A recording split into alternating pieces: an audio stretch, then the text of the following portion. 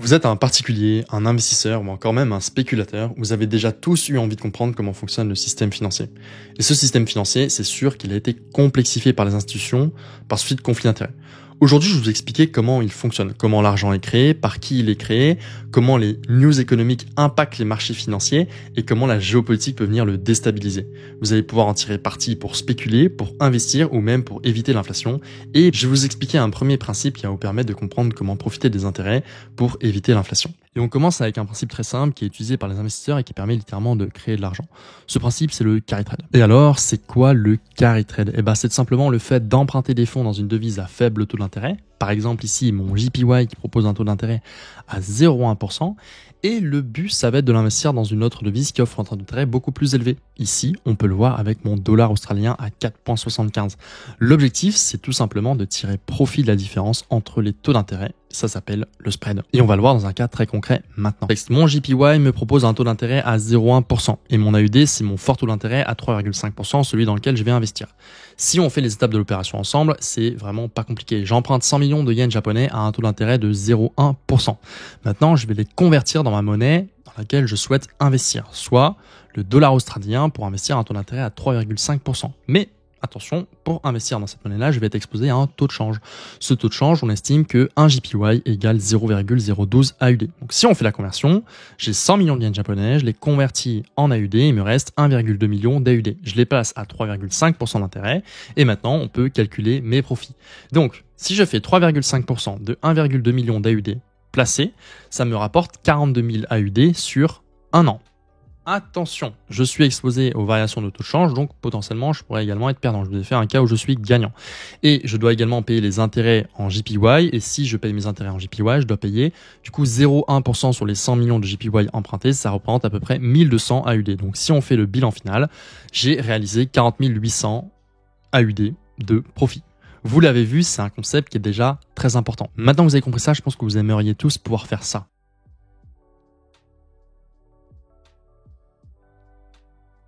Mais avant de pouvoir trader comme je viens de vous le montrer, il faut absolument comprendre ces 7 étapes qui s'interconnectent toutes entre elles et qui vous permettront de comprendre ce trade. Alors tout simplement, en premier lieu, on a le cycle économique du GDP qui permet de mesurer la croissance d'un pays et qui est super important à prendre en compte dans le système financier. Ensuite, on va tout comprendre sur les taux d'intérêt pour comprendre le FOMC. On va comprendre l'inflation, le CPY, le PPI, le PCE. On va ensuite voir la vision fondamentale et comprendre le cycle économique dans sa globalité. Je vous ai fait une charte Miro qui est juste superbe pour ça. On verra le principe du risk-on, risk-off. Qu'est-ce que c'est? Quand est-ce qu'on investit? Comment les investisseurs agissent? Quelles classes d'actifs on trade? Indices, FX, matières premières, quand, comment? Et puis, on fera une analyse complète Fonda et EOF parce que vous verrez que toute ma thèse tient dans la convergence entre la Fonda et l'analyse technique et quand les deux convergent vers un même point, on a tout simplement une explosion. Allez, on passe directement au premier contexte, donc le GDP. Le GDP, c'est simplement la valeur de tous les biens et services produits par l'économie. Et ce cycle GDP se comporte en 5 phases. Le boom, la contraction, la récession, le recovery et l'expansion. Chaque phase, elle va dépendre en fait de l'évolution du PIB. La période de boom, c'est quand on a un PIB à 3-4% par an. La période de contraction, c'est quand on a un PIB à 0 ou 2%. Dans cette période de contraction, les banques centrales vont mettre en place ce qu'on appelle le quantitative easing, qui va avoir pour but de stimuler l'économie et éviter une récession. Si on n'y arrive pas, on va tomber en récession. La récession, c'est tout simplement quand le PIB est pendant 2 trimestres consécutifs en décroissance. Et c'est ce qui s'est passé au Covid. La phase de recovery, c'est quand notre PIB redevient positif après une période de récession. À ce moment-là, on peut mettre en place ce qu'on appelle le quantitative tightening pour éviter qu'on ait une croissance qui redevienne trop forte et qui crée de l'inflation. C'est le but de le faire ici. Quand on est en expansion, c'est la phase un petit peu parfaite parce qu'on a un PIB qui a une croissance soutenue et régulière entre 2 et 4%. Voilà ici les 5 phases du PIB et vous allez comprendre comment on peut les utiliser avec l'inflation tout à l'heure et pourquoi on a 2 outils qui interviennent à cet endroit-là. Avant toute chose, je vous explique comment est mesuré le PIB. Il y a 4 grandes catégories de mesures. Consommateur de biens et services, le business de biens et services, le gouvernement sur les biens et services et le net export. Le net export, pour que je vous la fasse de façon très simple, c'est la somme de nos exportations moins nos importations. Donc on a 2 types de balance. Soit on a une balance qui est commerciale excédentaire, ça veut dire que c'est lorsque la valeur des exportations de notre pays dépasse celle des importations. Ça veut dire que notre pays vend plus de biens et de services à l'étranger qu'il n'en achète, donc c'est attrayant pour les investisseurs. En revanche, si on a une balance commerciale qui est déficitaire, c'est-à-dire que la somme de nos importations dépasse celle de nos exportations, C'est-à-dire que notre pays achète plus de biens et services à l'étranger qu'il n'en vend, c'est moins attrayant pour les investisseurs. Alors, je vais vous montrer un petit trade très simple qui est possible de prendre en comprenant la news du GDP grâce à l'EOF théorème, parce que comme je vous le dis, tout ce que vous voyez de façon fondamentale doit être ramené au graphique pour trouver une convergence. Et en voyant ce petit trade-là, vous êtes déjà pour comprendre comment c'est possible de trader le GDP et comment on peut le comprendre. Après, on passe tout simplement au taux d'intérêt. Donc là, vous le voyez, on se trouve sur la news du GPD. Hop, tout simplement, notre GPD, il est là, il tombe le 30 mai. Pour le moment, on ne sait pas ce qui va tomber au niveau de la news. On sait juste qu'on a, normalement, on ne doit pas voir, un forecast à 1.3. Et on va essayer de chercher la convergence graphique. Donc, on va essayer de voir ce que notre graphique nous indique pour pouvoir buy ou pas. Donc, si je regarde rapidement en 4 heures, on est quand même plutôt sur des niveaux qui sont à la hausse. On voit qu'on a une efficience qui est complètement haussière. Donc, si je peux retrouver un petit peu d'efficience en M15 dans ces niveaux-là, tout simplement, ce serait intéressant pour moi d'acheter en convergence avec mon GDP qui semblerait pouvoir suivre l'efficience H4. Donc, je passe directement en M15 et pour moi, l'idée, c'est de pouvoir aller spéculer sur la convergence avec ce qui se passe non seulement en point de vue technique, mais ce qui peut se passer aussi au point de vue fondamental, ce qui donnera une super chose. Donc, on patiente. On voit qu'on est complètement EOF et on a du timing ici. À 14 heures, on a une prise de liquidité sur les lots. Tout simplement, si on me fait ça, je vais pouvoir rentrer en position sur ma prise de liquidité, mettre un stop loss sous mes lots, ok, juste ici, et me faire une petite target à 5R. On attend, dans le cas lambda où on attend la news, que la news tombe maintenant. La news tombe. Parfait. Vous êtes dans le bon biais et de toute façon, il n'y a pas beaucoup de chances que la news tombe dans l'autre sens au vu de votre efficience et à tel point on est efficient. Ce qui vous intéresse maintenant, c'est regarder les chiffres. Vous voyez qu'on a un actuel qui tombe à peu près similaire au forecast, ce qui fait qu'on n'aura pas une news qui est extrêmement volatile. Parce que je vous le rappelle, une news qui est volatile, c'est quand on a un delta qui est important entre le forecast et l'actuel. De toute façon, on va le voir tout au long de cette vidéo. Donc je target mes 5R et à partir de ce moment-là, c'est parfait. Voilà, on a TP sans trop de problèmes et on a tout simplement de la cohérence entre ce qu'on voit graphiquement, ce qu'on voit au niveau de notre news et ce qu'on voit en higher time frame. Quand tout converge, c'est tout simplement parfait. Donc maintenant, parlons de nos taux d'intérêt. J'ai découpé ça en 4 parties. Donc nous avons les taux d'intérêt d'un point de vue investisseur, les taux d'intérêt d'un point de vue acheteur, la création monétaire, comment ça se passe, et on va faire une vision graphique qui va beaucoup vous aiguiller.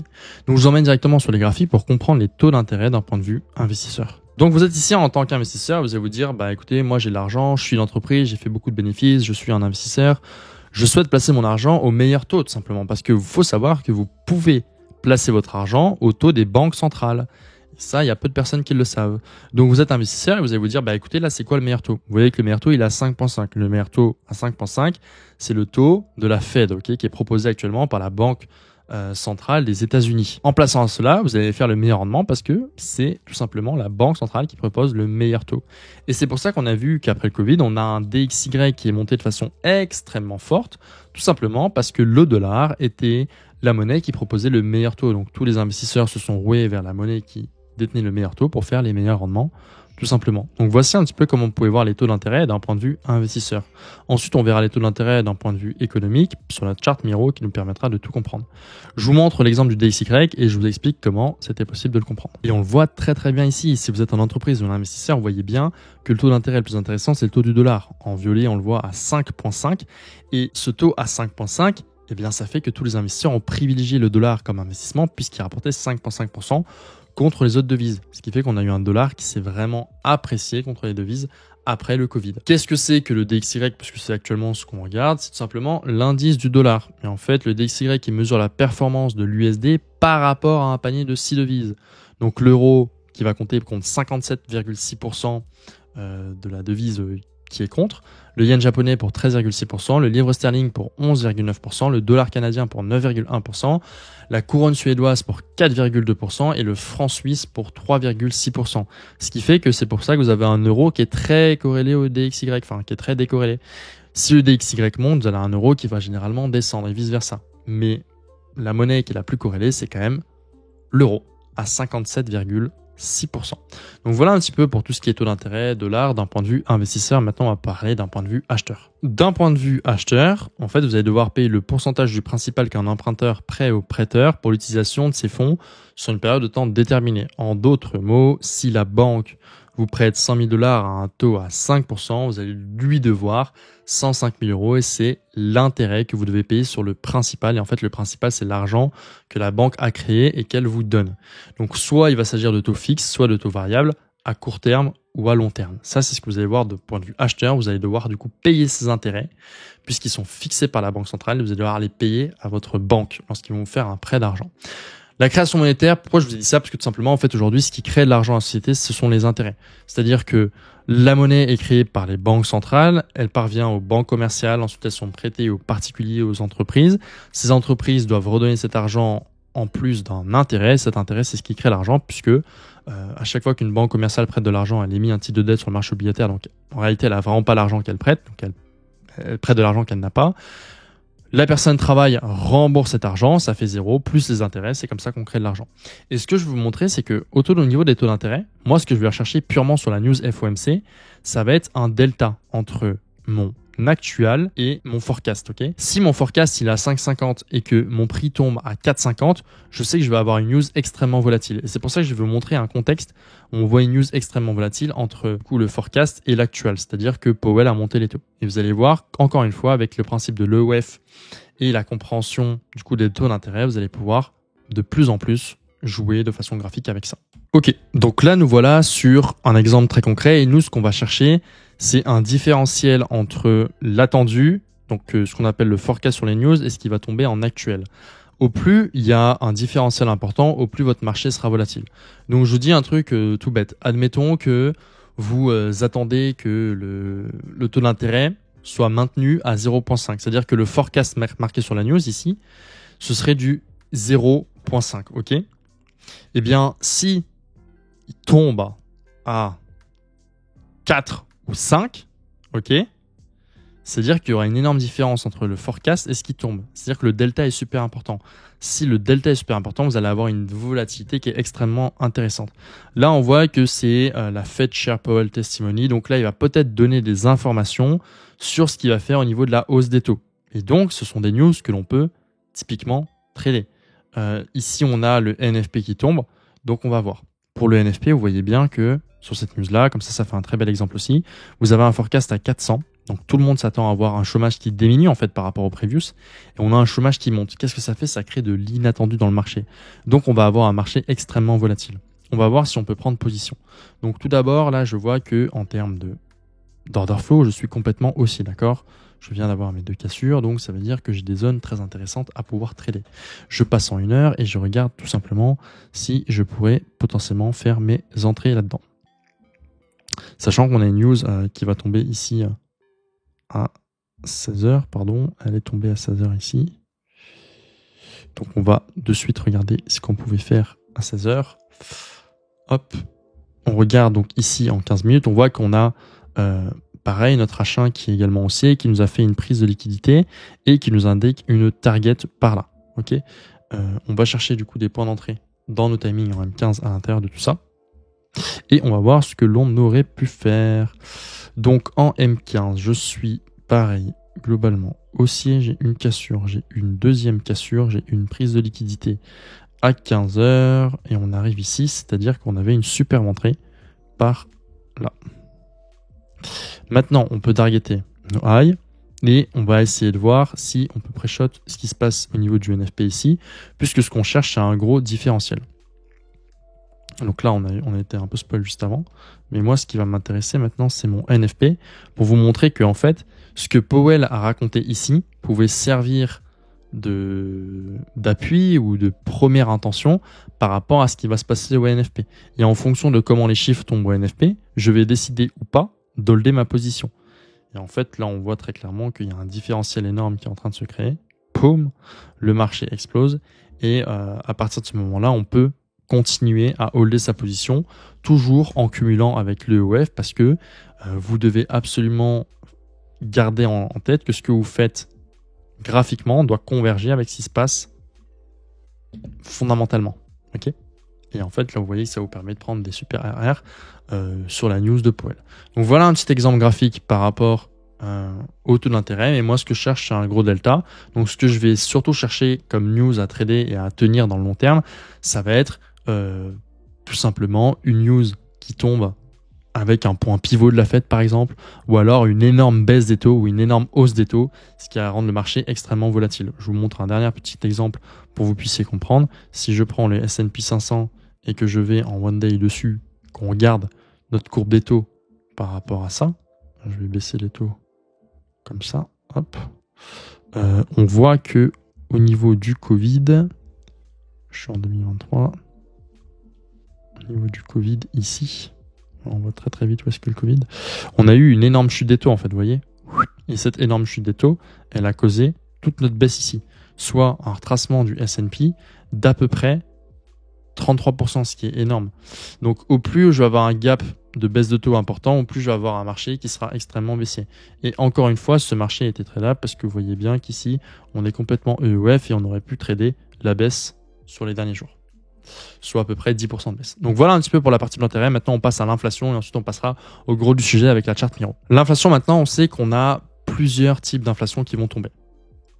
On va avoir l'inflation, c'est la core inflation. Je vais expliquer ce que c'est parce que je pense qu'il n'y a pas tout le monde qui connaît la différence entre la core inflation et l'inflation normale. Tout ce qui est core, ça va être spécifique. On va avoir le CPI, le PPI et le PCE. Donc, le CPI, c'est le Consumer Price Index. En gros, c'est la mesure. Il va mesurer la variation moyenne des prix payés par les consommateurs urbains pour un panier de biens et services représentatifs. Cette publication, elle est mensuelle. Et en fait, l'utilité du CPI, c'est l'indicateur d'inflation le plus couramment suivi et rapporté par les médias. C'est pour ça que c'est celui qui va bouger le plus sur TradingView parce que c'est celui qui est le plus médiatisé. Okay, et il se compose en deux sous-catégories principales. C'est le CPI U pour All Urban Consumers qui est utilisé pour la majorité des rapports médiatiques. Et ensuite, on a le CPI W qui est Urban Wage Earners and Clerical Workers, souvent utilisé pour les ajustements de salaire. Okay, celui-là, on entend un petit peu moins parler. Quand on parle de core, d'accord, inflation vs core inflation, on parle d'une chose qui est vraiment pas très compliquée.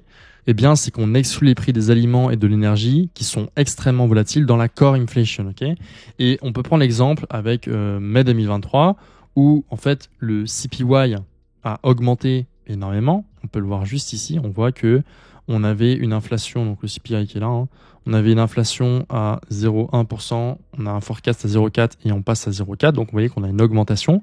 En revanche, avec la core inflation, on n'a pas eu d'augmentation. Okay, vous voyez qu'on a un previous à 5.6, on a un forecast à 5.1, ça descend à peine de 0,1. Qu'est-ce que c'est que la différence avec la core et du coup l'inflation? C'est que ici on n'a pas pris en compte le prix des aliments et de l'énergie qui sont volatiles. Ce qui fait qu'en fait là on se dit que l'augmentation est en réalité causée par la volatilité de deux actifs qui sont les aliments et l'énergie. Okay, si on prend cette news d'un point de vue purement graphique, on va voir ce qui était possible de trader. Comme ça vous fait également un petit aperçu de ce qui était possible de faire. Donc là, on voit qu'on est globalement haussier, qu'on a une prise de liquidité dans ces eaux-là. Ok, on revient ici faire des lots intéressants. Ok, et puis votre news part complètement bullish. Alors, est-ce que c'était possible à trader? Non, pour le moment, je ne l'aurais pas tradé. Mais comme je l'ai expliqué depuis le début, il y a des news qui vont vous indiquer que c'est intéressant de trader maintenant et il y a des moments où ça va être moins intéressant à trader. Moi, ce que je vais chercher avec ça, c'est que ma news me donne des indications. Donc, je passe dans les time frames supérieurs où je vais pouvoir trouver des indications par rapport à ce que je peux avoir et je me rends compte que ma news me récupère des niveaux de liquidité qui m'intéressent assez fortement. Ok, juste ici. Et on va regarder en termes de timing qu'on est plutôt pas mal. Je vais regarder ça en M15. On va regarder ça juste ici. Donc là, il est 15h15. Je ne peux pas forcément encore prendre position. On a un Kimca qui s'est déclenché. Et après notre Kimca, évidemment, on a pu prendre un trade. Donc on peut passer notre position juste ici. Mettre notre stop loss à peu près 8 pips. Ok, c'est super. Et à partir de ce Kimca là, eh ben, on peut tout simplement targeter nos lots. Et en plus, j'ai quelque chose qui corrobore avec une prise de liquidité interne qui m'intéresse particulièrement. Et je comprends que mon inflation, en fait, si vous voulez, elle a permis de ramener mon prix sur des niveaux qui m'intéressaient plus, des niveaux de prix qui sont intéressants pour pouvoir vendre. Tous les acheteurs qui ont été ici ont débouclé. Donc maintenant, c'est la place aux vendeurs. Et on va voir ce qui se passe. On a de nouveau un Kimca qui s'est présenté et le prix finit par débouler. Donc voilà, c'est l'ensemble de ces choses-là qui va vous permettre de mieux comprendre les news. C'est-à-dire que moi, je comprends parfaitement qu'est-ce que c'est que le CPI, qu'est-ce que c'est que le PPI, je vous l'expliquer juste après, le PCE, mais il faut aussi comprendre ce que vous avez de façon graphique. Parce que là, si vous êtes juste quelqu'un de façon graphique, vous allez dire, alors là, je comprends que la news est sortie haussière, mais derrière, elle est baissière. Qu'est-ce qui s'est passé? Donc, si vous ne comprenez pas vos transactions, vos niveaux de prix, vous n'allez jamais comprendre la fondamentale de la bonne déflation. Il faut absolument corréler les deux ensemble. Vous voyez qu'ici, qu'on a eu un super timing à 16h15. Vous rentrez après la formation du Kim KPDH et on peut targeter nos lots. À partir de ce moment-là, on a une très bonne compréhension du prix et de son CPY. Maintenant qu'on a parlé du CPY, on peut parler du PPI. Donc le PPI, c'est le Producer Price Index. En gros, ça mesure les variations des prix des biens à différents stades de production. Ça inclut les prix des producteurs pour les biens finaux, intermédiaires et les matières premières. Sa publication, elle est mensuelle et en fait, c'est un indicateur avancé de l'inflation future parce que les variations des prix des producteurs, ça peut souvent se répercuter dans les prix à la consommation. Donc, voilà, le core PPI, c'est encore le même bazar, c'est qu'on exclut du coup les prix des aliments et de l'énergie. Et pour finir, le core PCE, je vous ai déjà montré plusieurs exemples du coup avec le PPI, on a déjà vu un graphiquement. Retenez juste que le core PCE, c'est ce qui est préféré par la Réserve fédérale pour évaluer l'inflation parce que ça prend en compte les changements des habitudes de consommation des ménages. Et la définition même du PCE, c'est mesurer les variations des prix des biens et des services consommés par les ménages. Voilà. C'est pour ça que c'est préféré tout simplement par les banques centrales comme la Fed. Maintenant, on va pouvoir passer à quelque chose de super intéressant. Je vais vous montrer une news du core PCE qu'on peut prendre. Et à partir de ce moment-là, on passera à l'étape suivante juste après. Donc la news du core PCE, je vous ai pris la news du 31 mai 2024. Vous voyez que on a un forecast à 0,3, un previous à 0,3, donc on s'attend à une stabilisation du PCE. Et le PCE, je vous le redis ce que c'est très rapidement, c'est la mesure des variations de prix des biens et services consommés par les ménages. Et on observe qu'il y a eu une baisse, donc il y a eu une différence entre ce qui a été attendu et ce qui a été donné. Ce qui fait que, nous on ne le sait pas encore, mais on peut quand même chercher des setups d'achat dans nos niveaux de prix, en corrélation avec nos timings. Donc là, je vois qu'il est 8h30, je peux pas trader, mais je vois qu'on est tout simplement en train de recréer la structure haussière qui m'intéresse plus particulièrement. Je suis encore à nouveau haussier. Vous voyez qu'on a fait une cassure, une seconde cassure. Donc là, le prix monte bien. Et maintenant, je vais pouvoir attendre de voir si mon prix revient dans cette zone-là pour pouvoir buy. On va regarder ça, il est 9h05. Et tout simplement ici, on me prend du coup un lot interne, une liquidité interne. Si on vient faire ça, voilà, je peux rentrer en position à partir de cet endroit-là.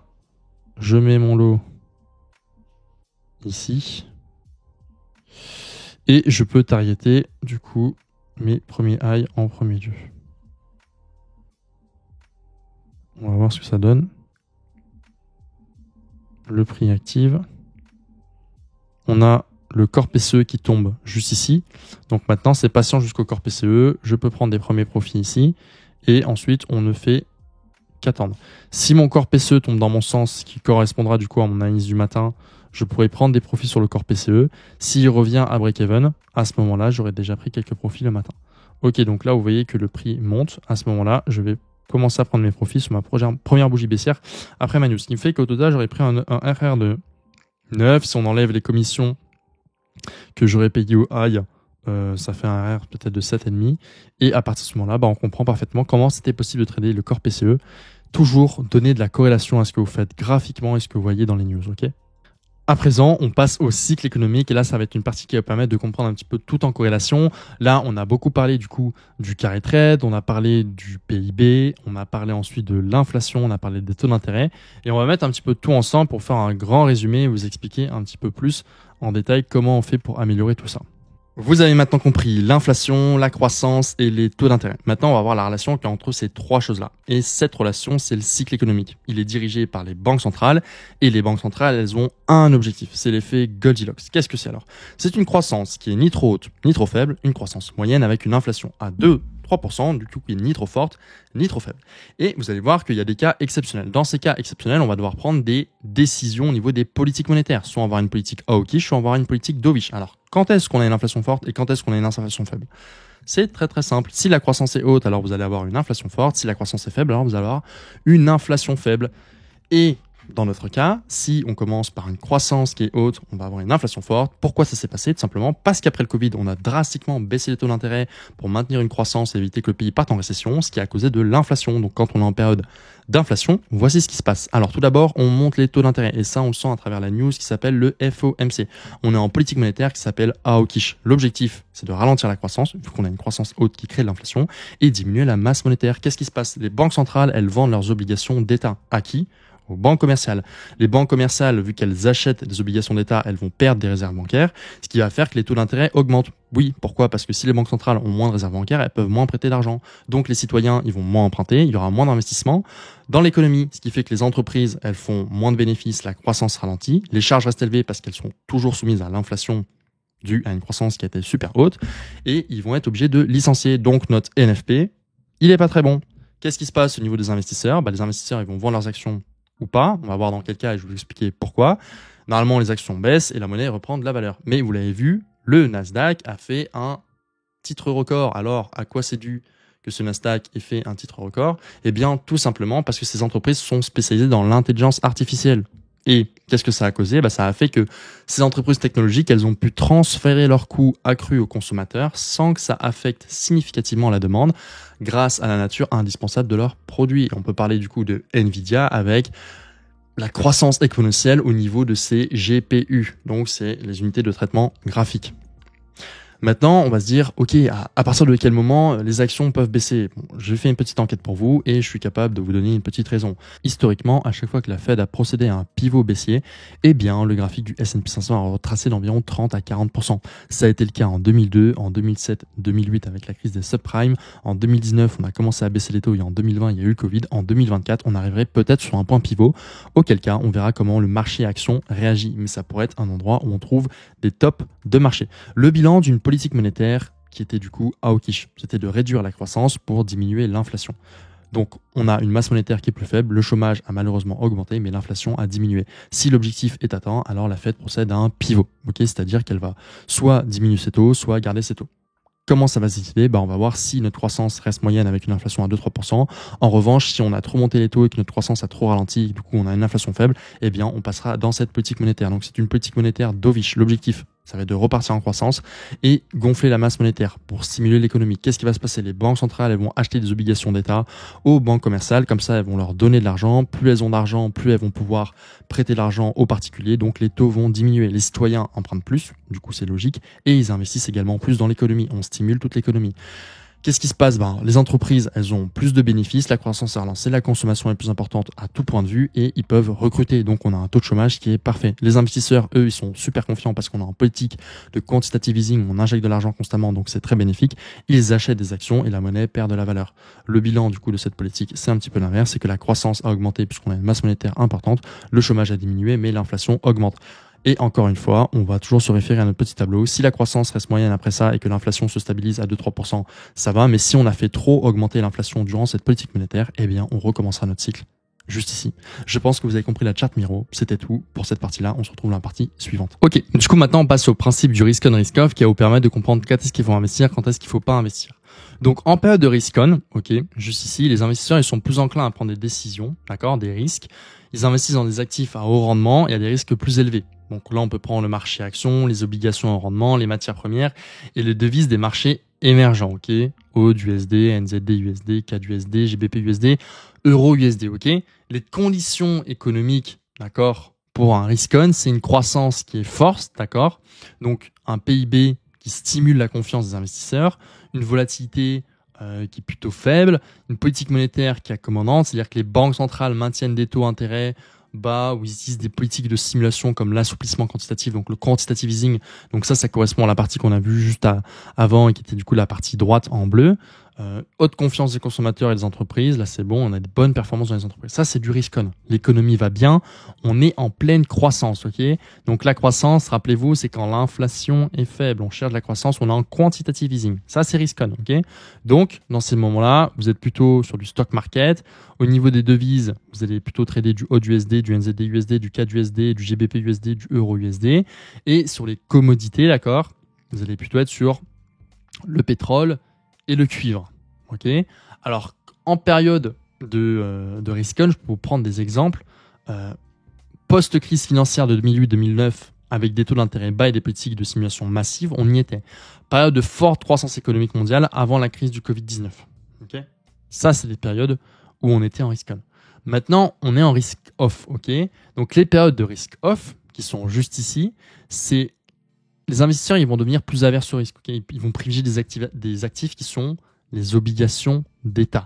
Okay, ils vont privilégier de l'or, ils vont privilégier les valeurs refuges, d'accord, JPY, le franc suisse, l'USD et les actions des grandes entreprises qui sont stables. Okay, ça veut dire qu'ils peuvent généralement garder des actions comme Nvidia, etc. C'est pour ça qu'on a des choses qui ont surperformé par rapport au fait qu'on était en risque off. Les conditions économiques pour être en risque off, c'est de l'incertitude économique. Okay, préoccupation concernant la récession ou la stagflation. Okay, ça veut dire qu'on a des taux d'intérêt qui sont hauts, on a ralenti la croissance, on a tellement ralenti la croissance, mais on n'a pas réussi à diminuer tout à fait l'inflation, qu'on pourrait peut-être tomber en récession, c'est dommage. Donc, on investit dans des actifs qui sont pas dangereux. On a une haute volatilité sur les marchés financiers. Okay, ça, c'est ce qui est intéressant pour les spéculateurs. On a une politique monétaire qui est restrictive, donc les taux d'intérêt sont hauts pour lutter contre l'inflation. Les consommateurs, ils ont une faible confiance aux entreprises. On a des chocs économiques et géopolitiques. Okay, événements tels que les guerres, les crises sanitaires, la pandémie du Covid-19 ou les catastrophes naturelles. Et dans le monde, aujourd'hui, il y a des guerres, c'est malheureux, c'est triste à dire. Et on est actuellement dans un contexte plutôt de risk-off. Okay, c'est pour ça que le gold a autant pris. Les devises comme JPY sont très bien montées. Ça, c'était des assets à trader, quoi. Les obligations d'État, c'était littéralement de l'or. Et en fait, ce qui va être intéressant à voir dans ce que l'on va voir ensemble par la suite, c'est de se dire, est-ce qu'on est plutôt en risk-on ou est-ce qu'on est plutôt en risk-off? Et en fonction de ça, on va avoir des marchés qui sont privilégiés à trader. Donc moi, ce que je vous conseillerais, c'est d'avoir 3 types d'actifs. Donc les stock market, d'accord, euro-USD par exemple en risk-on devise, et aussi d'avoir des actifs pour le risk-off. Donc quand on est en risk-off, souvent vous pouvez trader le gold. C'est pour ça qu'aujourd'hui, moi j'ai un portefeuille de 3 actifs, et en fonction du contexte économique, du contexte politique, est-ce qu'on est en risk-on ou est-ce qu'on est en risk-off, je vais plus trop trader le gold ou une devise. Et avant, je vous ai expliqué exactement quelles étaient les conditions économiques pour pouvoir trader le risk-on ou le risk-off. Donc prenez bien des notes, regardez bien cette vidéo une seconde fois. Maintenant, du coup, on va pouvoir choisir de façon graphique les classes d'actifs qu'on va trader. Est-ce qu'on va plutôt du coup trader le forex? Est-ce qu'on va plutôt trader les commodités et le stock market? Ça va dépendre de ce qu'on va voir juste après. Donc, quelle classe d'actifs on va trader? Il faut d'abord comprendre le cycle des taux d'intérêt. Ça, vous l'avez compris. On a vu ensemble sur la grosse mind map Miro comment fonctionne le cycle des taux d'intérêt. Il faut ensuite comprendre le cycle du GDP, donc la croissance, qui était également dans la charte Miro. Maintenant qu'on a ça, une fois que vous arrivez à définir si on est en croissance ou si on n'est pas en croissance, vous allez pouvoir utiliser le risk-on, risk-off. Okay, donc, quand on est en période de risk-on, on a une croissance économique qui est forte. Tout va bien, on peut trader. Risk-on, je vous le rappelle, c'est des actifs ici. Quand on est dans une période où la croissance est plutôt faible, on a de l'incertitude économique, on va être en risk-off, donc on va trader des actifs comme le gold, le dollar et les obligations d'État. Maintenant qu'on a compris cette relation entre les taux, le PIB et le risk-on et le risk-off, on va pouvoir voir ça de façon graphique. Donc là, ces 6 devises, enfin ces 6 actifs, ils devraient vous permettre normalement en temps normal, je veux dire, de pouvoir y voir clair sur le risk-on, le risk-off et savoir quel actif privilégier. Mais actuellement, c'est vrai qu'on est dans un sentiment de marché, on est un peu risk-on, un peu risk-off et ça, c'est dû aussi aux facteurs géopolitiques et économiques. Donc là, en fait, ce qu'on va faire, c'est qu'on va analyser les actifs et c'est pour ça que c'est super important d'avoir toujours votre corrélation au niveau graphique. C'est-à-dire que si vous êtes un bon analyste graphique et que vous comprenez votre fondamental, c'est que du bénéfice, c'est que du plus, c'est vraiment beaucoup mieux.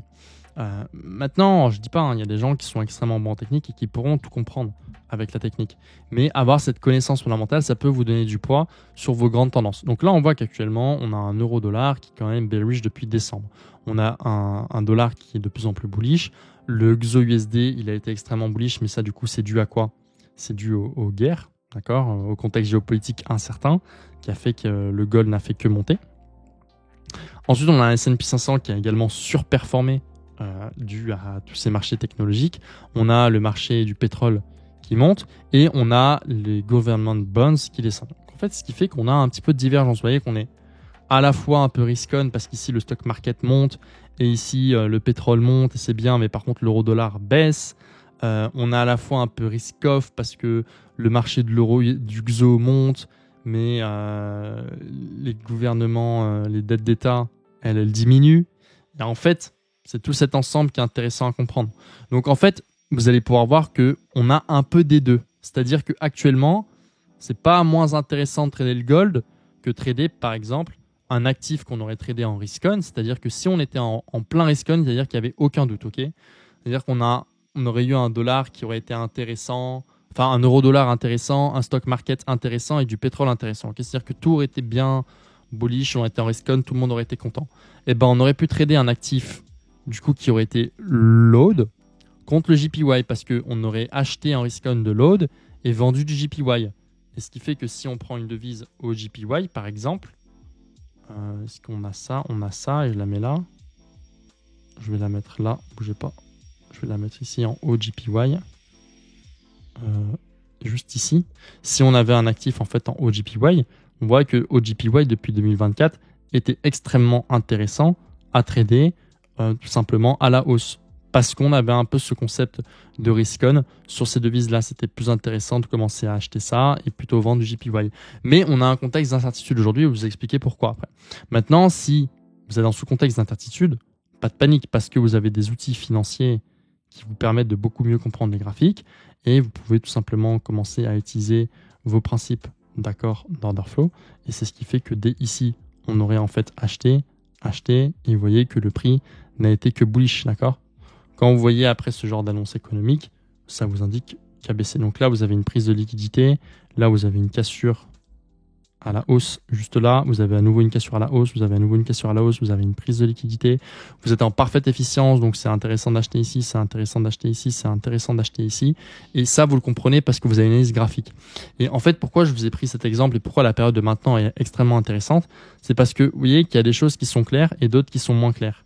Ok, et si vous suivez à la lettre ce tableau-là et que s'il y a de la divergence, vous savez que le seul moyen qui va vous approcher de la chose la plus juste possible, ça va être votre graphique. Donc, si on est en risk-on, risk-off actuellement, c'est parce que on a du risk-off, parce que certains actifs comme le Bitcoin et les marchés émergents, ils maintiennent des positions fortes. Et ça indique aux investisseurs qui sont prêts à prendre plus de risques pour des rendements qui sont plus élevés. Si on a le sentiment du risk-off, c'est que d'un autre côté, il y a de nombreux investisseurs qui recherchent encore la sécurité avec les obligations d'État et d'autres investissements à faible risque. Parce qu'on a une condition en troisième point géopolitique et économique qui est actuellement difficile. Et donc on a également après l'impact géopolitique qui aujourd'hui est incertain dans le monde et cette incertitude ça fait que on investit dans des commodities comme l'or, l'argent, on investit dans l'obligation d'État malgré le fait que là ça commence un petit peu à diminuer sur l'US 10 years. Donc voilà un petit peu pour savoir comment vous pouvez choisir de prendre oui ou non des trades en fonction de la connaissance du risk-off et du risk-on. Maintenant qu'on a vu tout ça, moi, je trouve qu'on aurait pu trader du coup un actif intéressant.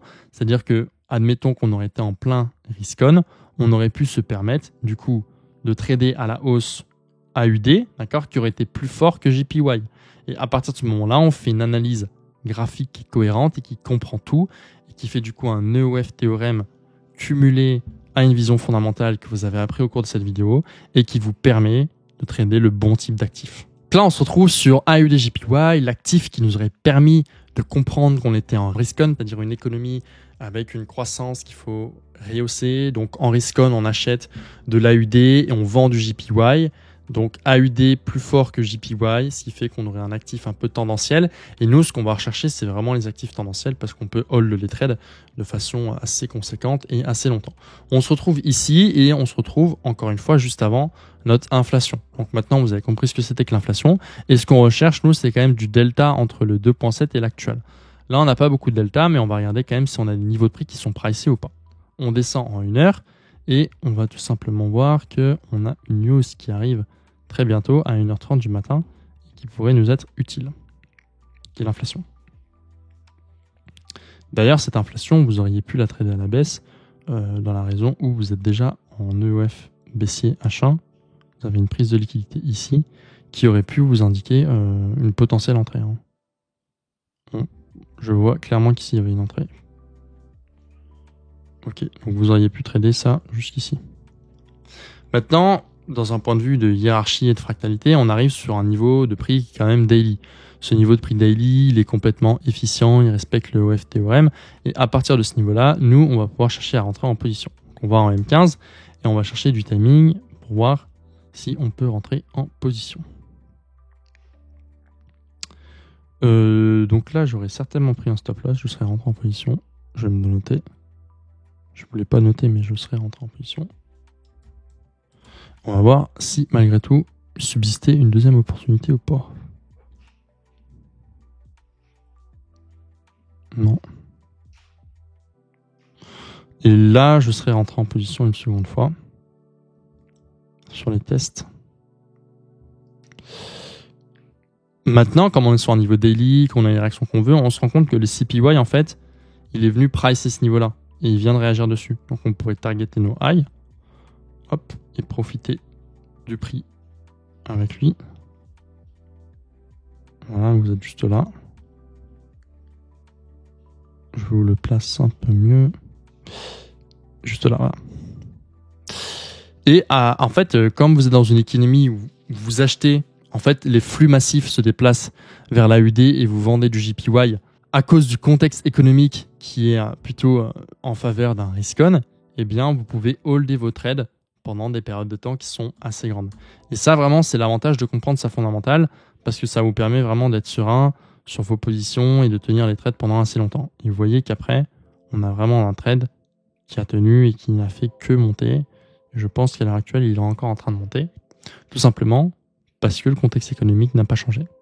On verra certainement du changement à partir du pivot de la Fed. Mais ça, c'est quelque chose qui nous reste à définir. Donc voilà encore une fois ce qu'il fallait voir pour cette vidéo-là. Comprendre toutes ces choses-là. Quand est-ce qu'on est en risk off, quand est-ce qu'on est en risk on. Et maintenant, on va pouvoir passer à plusieurs exemples graphiques. Donc comme vous avez pu le voir sur notre exemple de OGPY, on est clairement venu en fait pricer le low, d'accord? Et c'est l'inflation qui est venue faire ça. C'est-à-dire que peut-être l'inflation donnait des chiffres plutôt baissiers, mais au final, vous avez acheté. Et ce que je vais vous montrer, c'est que c'est grâce à votre technique que vous avez acheté, pas grâce à la fondamentale. Vous devez comprendre la fondamentale dans son cycle économique, ça vous permet d'avoir vraiment une bonne compréhension de la chose. Mais ce qui vous intéresse le plus, c'est la compréhension graphique et de corréler ça, du coup, avec les chiffres de la fondamentale. Au plus il y a un delta important entre le forecast et l'actuel, au plus vous allez avoir des chiffres qui sont extrêmement pertinents. Maintenant, je vais vous montrer pour finir une dernière news. Et à partir de ce moment-là, je pense qu'on aura vu tout ce qu'il fallait voir. Donc, cette dernière news-là, elle est donnée ici. Je vais regarder si on peut vous la prendre. Parce que tout simplement, on l'a tradé. Tac, tac, tac, tac, tac, tac, tac. On a le PPI, donc c'est le Producer Price Index, ok. Et vous voyez qu'on a un forecast qui est important avec l'actuel, ok. Il y a vraiment un gros différentiel. Et on passe d'un previews de 0,5, ok. C'est-à-dire que précédemment, ça tombe à 0,5, là, ça tombe à moins 0,2. Donc, c'est énorme, en fait, la différence qu'il y a entre le previous, le forecast et ici. Donc, c'est-à-dire que ça va être une news qui va donner beaucoup de volatilité dans le prix. Actuellement, en H1, on est plutôt donc, dans une dynamique, on n'a pas de dynamique donnée parce qu'on est inefficient, donc on peut directement aller en M15 et regarder la dynamique qui nous est proposée en M15. Et en M15, avant la news, on voit qu'on est complètement baissier. Donc ça, c'est parfait. On est plutôt dans une dynamique baissière. OK. Et on va attendre, du coup, de voir notre news, ce qu'elle nous propose. Hop, notre news, qu'est-ce qu'elle nous propose? On arrive à 14h et on a vu les chiffres qui sont tombés, c'est extrêmement violent. On a du coup une dynamique qui est baissière. Hop, notre OF théorème nous indique une version baissière ici, ici, et puis ensuite on a des prises de liquidité sur les highs. Là et là. Ok. Il est actuellement 14h30, donc c'est un super timing pour rentrer. La mèche est quand même assez grande. Donc quand la mèche, elle fait plus de 10 pips, nous, on met généralement un ordre limite à 50% de la mèche. Ok. Donc vous avez une mèche ici, vous mettez votre ordre limite à 50% de la mèche. Ok. Vous mettez votre stop sur les highs. Et maintenant, vous pouvez targeter vos lots. En fait, je vous garantis que c'est une news qui va être volatile. Et moi, je savais que ça va être une news volatile. Pourquoi? Parce que je vous ai mentionné encore une fois que entre ce qui se passe, vous allez voir là, entre le forecast, l'actuel et le précédent était à 0,5, le forecast est à 0,1 et ça tombe à moins 0,2. Ça crée tellement d'inattendus dans le marché que c'est impossible que le marché reste flat. Ok? Et encore une fois, peut-être cette news vous aura indiqué quelque chose de se dire ah oui, il faut absolument acheter. Ou alors il faut absolument vendre. Ok? admettons qu'il fallait vendre. Bah, ici, vous comprenez pas. Vous dites, attendez, il fallait vendre et la news tombe haussière. OK? Et qu'est-ce qui se passe? En fait, vous comprenez juste que la news, elle est venue récupérer des contreparties pour partir baissier. Tout simplement. Et ça, vous pouvez pas le faire sans l'analyse technique fondamentale. Et donc, vous voyez à quel point la news est volatile derrière? Regardez à quel point c'est volatile. Ça n'a pas été volatile sur la news, mais les chiffres, en fait, la news, elle est venue chercher des niveaux de prix qui nous intéressaient, mais les chiffres qui sont tombés nous ont fait comprendre que ça allait être très volatile. Donc, on est rentré en position et on tient la position. D'accord? Et en fait, regardez à quel point après le marché déboule et vend de façon considérable. Il n'y a pas de choses qui sont en ligne. En fait, ça doit renforcer votre confiance en ce que vous faites. Regardez, le marché s'est littéralement écroulé. Parce que là, on parle littéralement quand même d'un trade qui peut vous faire 135 pips. Tout ça parce que vous comprenez la relation entre le fondamental et le technique. Et qu'il ne faut pas s'accommoder qu'au fondamental. Donc voilà cette vidéo, les gars. Je pense que ça a été une vidéo qui est extrêmement complète. Si vous avez des questions, n'hésitez pas à les poser en commentaire. J'espère que cette vidéo vous a plu. Lâchez un maximum de pouces bleus pour le travail réalisé. Ça a demandé quand même pas mal de temps. Et j'espère que ça va vraiment vous plaire. Donc profitez, enjoy. On se retrouve dans une prochaine vidéo très très rapidement. Ciao, ciao, c'était Mercure.